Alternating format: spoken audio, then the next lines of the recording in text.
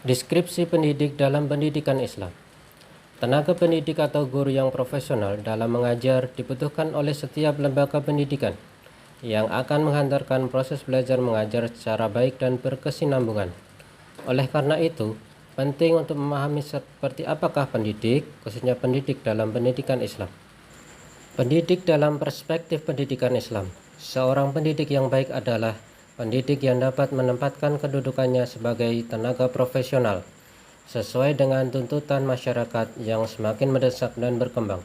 Seiring dengan perkembangan zaman dewasa ini, dalam arti khusus dapat dikatakan bahwa pada diri guru terletak tanggung jawab untuk membawa keberhasilan belajar siswa di mana ia mengajar. Adapun ciri-ciri guru yang profesional dalam melaksanakan tugas keguruan ialah komitmen dalam kepentingan siswa dan pelaksanaan pembelajaran. Selanjutnya, menguasai secara mendalam materi dan penggunaan strategi pembelajaran. Mampu berpikir sistematik dan selalu belajar dari pengalaman, mau refleksi diri dan koreksi. Proses belajar mengajar menjadi semakin baik dan bertanggung jawab memantau dan mengamati siswa melalui kegiatan evaluasi. Aplikasi di kelas mampu membuat program evaluasi analisis remedial dan melaksanakan bimbingan. Tugas guru tidak semata-mata hanya sebagai pengajar, tetapi juga sebagai pendidik dan pembimbing yang memberikan pedoman dan penuntut dalam belajar siswa. Sebelum guru melaksanakan tugas mengajar, ia terlebih dahulu mempersiapkan diri secara totalitas, baik pribadi, ilmu pengetahuan, maupun keahlian dan keterampilan yang ada padanya. Baru setelah itu, ia menyampaikan materi pelajaran kepada siswa. Begitu besar tugas yang diamanatkan oleh seorang guru, sehingga dijelaskan oleh Rasulullah SAW dalam sebuah hadis yang berbunyi, Abu Umamah radhiyallahu an berkata, Rasulullah SAW bersabda, kelebihan seorang alim daripada seorang ibadat bagaikan kelebihanku terhadap orang yang terendah di antara kamu. Kemudian Nabi bersabda pula, sesungguhnya Allah dan para malaikatnya dan semua penduduk langit dan bumi hingga semut yang ada di lubangnya dan ikan-ikan selalu mendoakan kepada guru-guru yang mengajarkan kebaikan kepada manusia. Hadis riwayat Tirmidzi. Pengertian pendidik. Kata pendidik berasal dari kata dasar didik, artinya memelihara, merawat, dan memberi latihan agar seseorang memiliki ilmu pengetahuan seperti yang diharapkan tentang sopan santun, akal budi akhlak, dan sebagainya.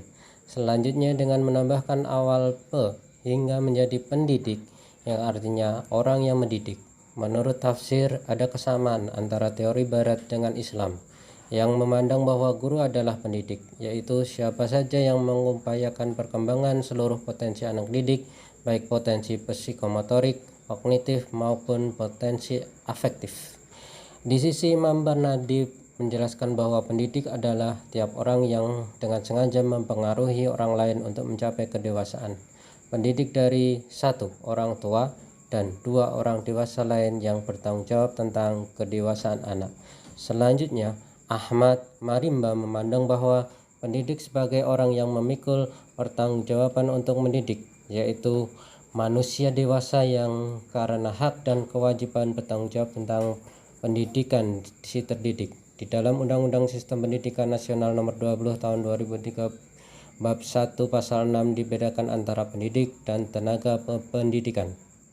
Tenaga kependidikan adalah anggota masyarakat yang mengabdi diri dan diangkat untuk menunjang penyelenggaraan pendidikan, sedangkan pendidik adalah tenaga pendidikan yang berkualitas sebagai guru, dosen, konselor, pamong belajar, widya iswara, tutor, instruktur, fasilitator, dan sebutan lain sesuai kekhususan serta berpartisipasi dalam penyelenggaraan pendidikan. Secara umum, istilah pendidik dikenal dengan guru. Hadari Nawawi mengatakan bahwa guru adalah orang yang kerjanya mengajar atau memberikan pelajaran di sekolah atau di kelas. Secara khusus, Hadari Nawawi mengatakan bahwa guru adalah orang yang bertanggung jawab dalam membantu anak mencapai kedewasaan masing-masing. Guru bukanlah sekadar orang yang berdiri di depan kelas menyampaikan materi pengetahuan tertentu, akan tetapi adalah anggota masyarakat yang harus ikut aktif dan berjiwa besar serta kreatif dalam mengarahkan perkembangan anak didiknya untuk menjadi anggota masyarakat sebagai orang dewasa. Dalam pengertian yang lebih luas, pendidik dalam perspektif pendidikan Islam adalah orang yang bertanggung jawab terhadap upaya pertumbuhan jasmani dan perkembangan rohani peserta didik, agar ia mampu menunaikan tugas-tugas kemanusiaannya, baik sebagai khalifah fil ard maupun abd, sesuai dengan nilai-nilai ajaran Islam. Oleh karena itu, pendidik dalam konteks ini bukan hanya terbatas pada orang-orang bertugas di sekolah, tetapi semua orang yang terlibat dalam proses pendidikan anak mulai sejak alam kandungan hingga dewasa, bahkan sampai meninggal dunia. Yang kedua, istilah-istilah pendidik dalam konteks pendidikan Islam. Dalam konteks pendidikan Islam, pendidik sering disebut dengan murabi, mu'alim, mu'adib, mudaris, dan mursyid. Menurut peristilah yang dipakai dalam pendidikan dalam konteks Islam, kelima istilah ini mempunyai makna yang berbeda. Murabi, istilah ini merupakan bentuk sigoh al-ism fa'il yang berakar dari 3 kata. Pertama, berasal dari kata robba, yarbu, yang artinya zat dan nama bertambah dan tumbuh. Contoh kalimat dalam dikembangkan artinya saya menumbuhkannya. Kedua, berasal dari kata robia, yarba, yang mempunyai makna tumbuh, nasya, dan menjadi besar, taroro'a. Ketiga, berasal dari kata robba yarubu yang artinya memperbaiki, menguasai, memimpin, menjaga, dan memelihara.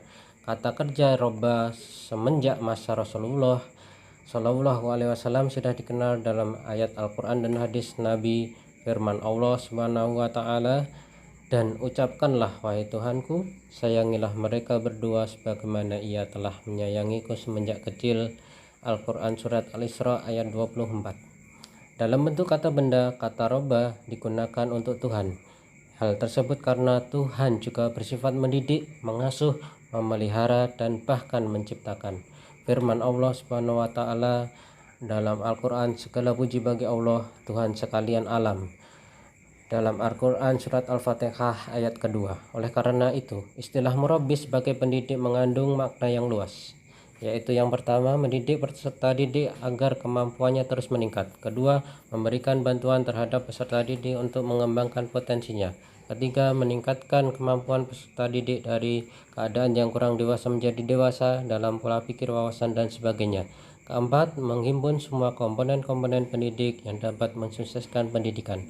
Kelima, memobilisasi pertumbuhan dan perkembangan anak.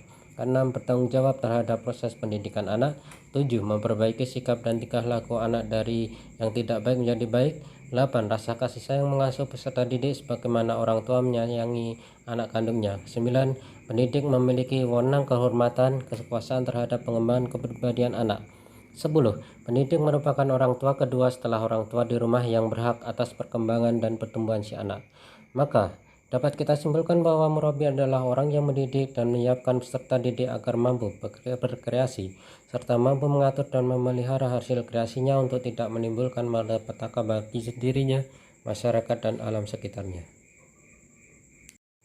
Mu'alim. Mu'alim dari Alfiyat Al-Madi Alamah. Mudhari'nya yu'alimu dan masdarnya at-ta'lim, artinya telah mengajar, sedang mengajar, dan pengajaran.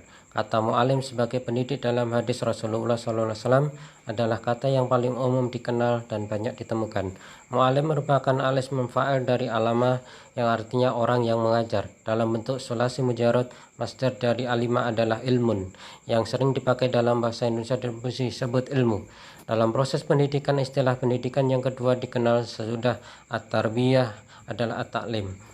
Rashid Ridho mengatakan at-ta'lim sebagai proses transmisi sebagai ilmu pengetahuan pada individu.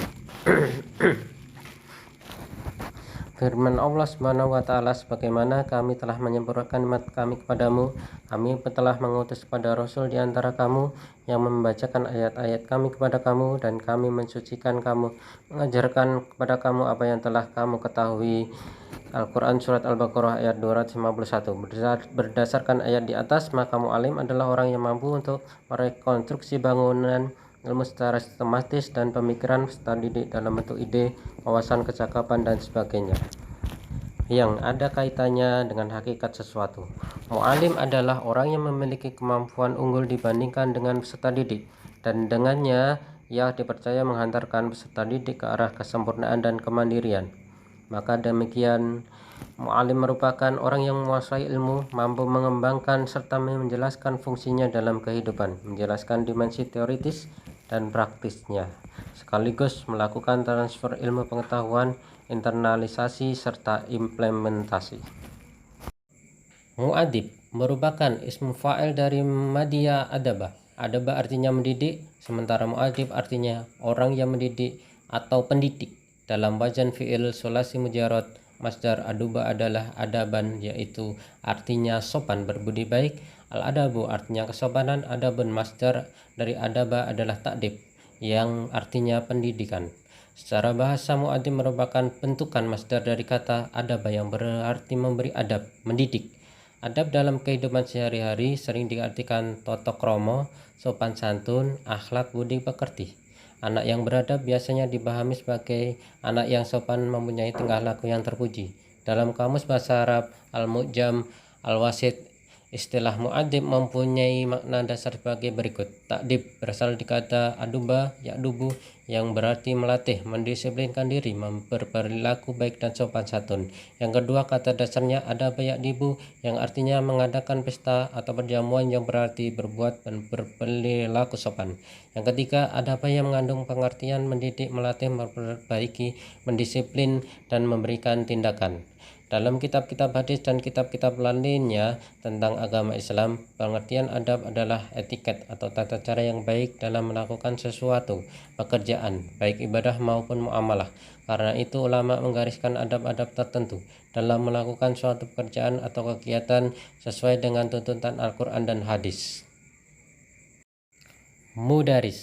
Secara terminologi, mudaris adalah orang yang memiliki kepekaan intelektual dan informasi, serta memperbarui pengetahuan dan keahliannya secara berkelanjutan, dan berusaha mencerdaskan peserta didiknya, memberantas kebodohan mereka, serta melatih keterampilan sesuai dengan bakat, minat, dan kemampuannya.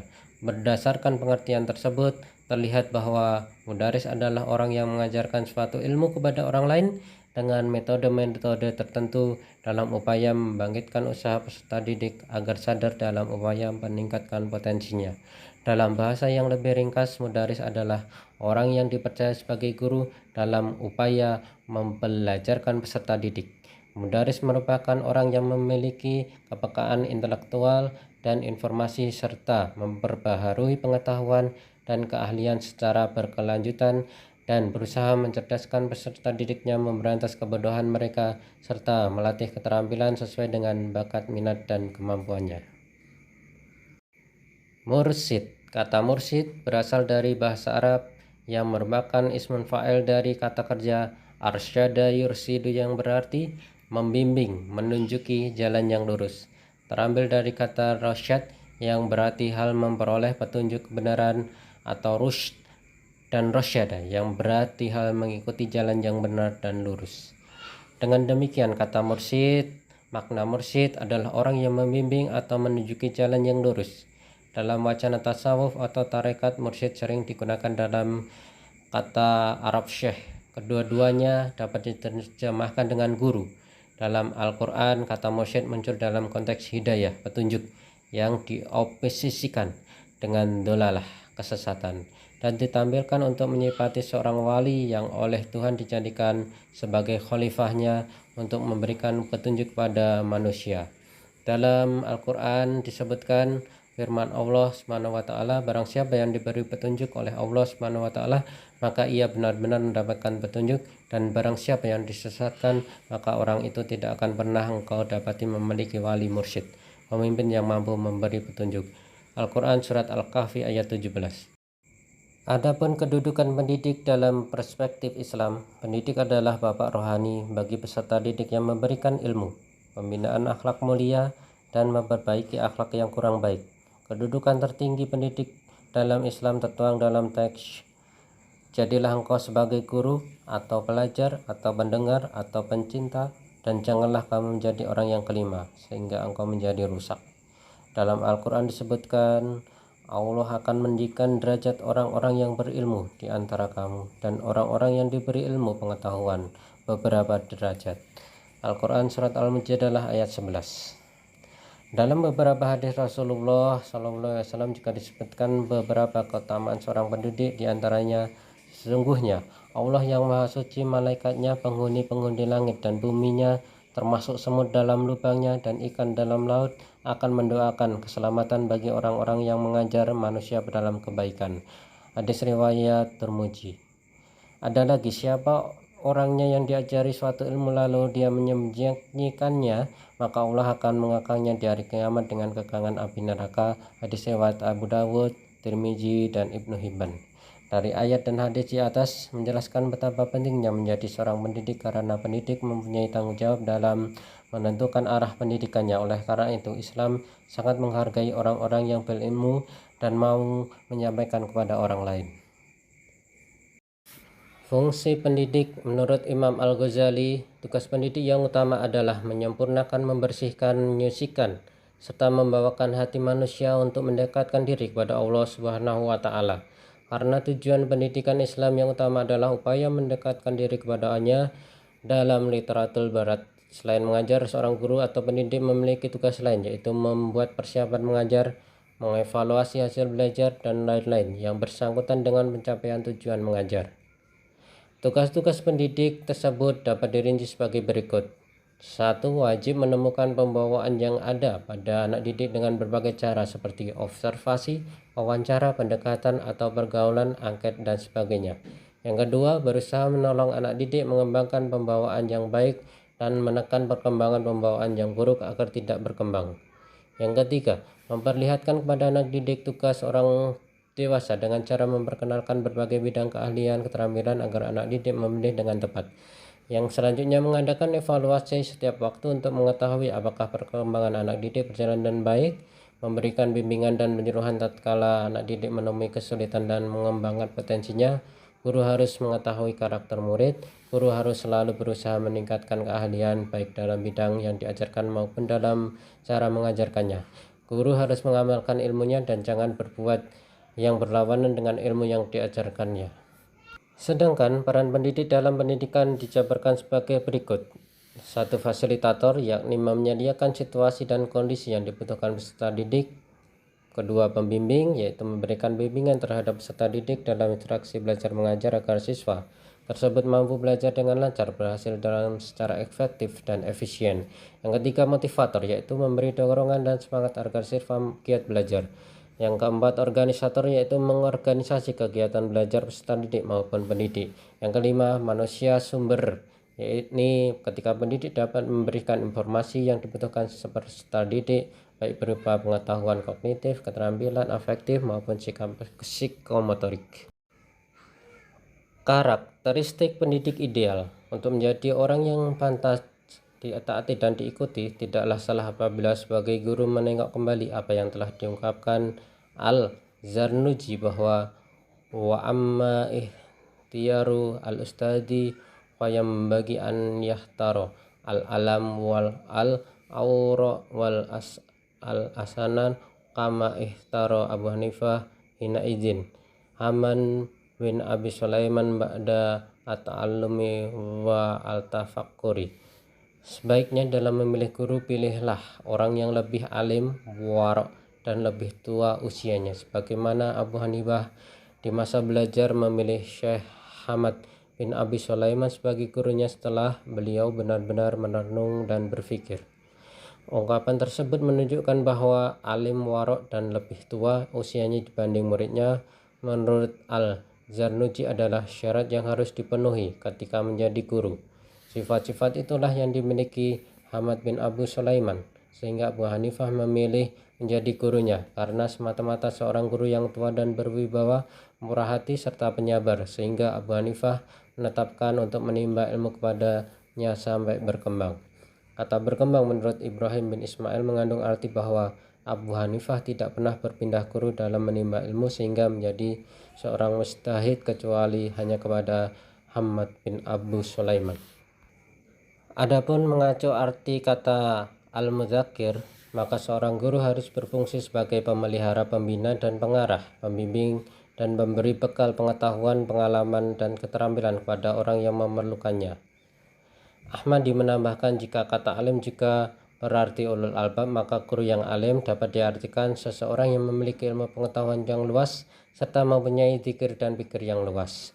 Demikian pula jika kata alim disamakan dengan kata ulama, maka guru yang alim adalah guru yang tidak hanya orang yang ilmunya luas, akan tetapi juga orang yang bertakwa pada Allah lantaran ilmu yang dimilikinya. Terkait dengan guru, Syekh Ibrahim bin Ismail mengungkapkan bahwa guru yang warok berarti guru yang dapat menjauhi dari pembicaraan yang tidak bermanfaat, senda gurau, dan menyia-nyiakan umur atau waktu, menjauhi perbuatan ghibah, menuturkan kejelekan orang lain, dan bergaul bersama orang yang banyak bicara tanpa membuahkan hasil dalam pembicaraannya, ngobrol dan omong kosong. Terkait dengan hal tersebut, sebagai guru mungkin penting untuk melihat ayat Al-Quran yang berbunyi, ya ayyuhalladzina amanu lima taquluna ma la taf'alun kabura maqtan indallahi an taqulu ma la taf'alun. Surat Al-Quran surat yang ke-61 ayat kedua dan ketiga. Hai orang-orang yang beriman, mengapa kamu mengatakan apa yang tidak kamu buat? Amat besar kebencian di sisi Allah ketika kamu mengatakan sesuatu yang tidak kamu kerjakan. Di sisi lain, Muhammad Atiyah Al-Abrasi menjelaskan karakteristik ideal yang harus dimiliki seorang pendidik, yaitu pertama, seorang guru harus memiliki sifat zuhud, yaitu tidak mengutamakan untuk mendapatkan materi dalam tugasnya, melainkan karena mengharap keridhaan Allah semata. Ini tidak berarti bahwa seorang guru harus hidup miskin, melarat, dan sengsara, melainkan ia boleh memiliki kekayaan sebagaimana lazimnya orang lain. Dan ini tidak pula berarti bahwa guru tidak boleh menerima pemberian atau upah dari muridnya, melainkan ia boleh saja menerima pemberian atau upah tersebut karena jasanya dalam mengajar. Tetapi semua ini jangan diniatkan dari awal tugasnya. Dengan niat demikian, maka tugas guru akan dilaksanakan dengan baik, apakah dalam keadaan dapat uang atau tidak dapat uang. Yang kedua, seorang guru harus memiliki jiwa yang bersih dari sifat dan akhlak yang buruk. Rasulullah SAW bersabda, rusaknya umatku adalah karena dua macam orang alim yang durhaka dan orang soleh yang bodoh. Orang yang paling baik adalah ulama yang baik, dan orang yang paling jahat adalah orang-orang yang bodoh. Hadis riwayat Baihaqi. Yang ketiga, seorang guru harus ikhlas dalam melaksanakan tugasnya. Sifat ini nampak dengan sifat yang sebagaimana telah disebutkan di atas. Namun dalam uraiannya, Atiyah Al-Abrasi mengatakan bahwa keikhlasan dan kejujuran seorang guru di dalam pekerjaannya merupakan jalan terbaik ke arah kesuksesan dalam tugas dan sukses murid-muridnya.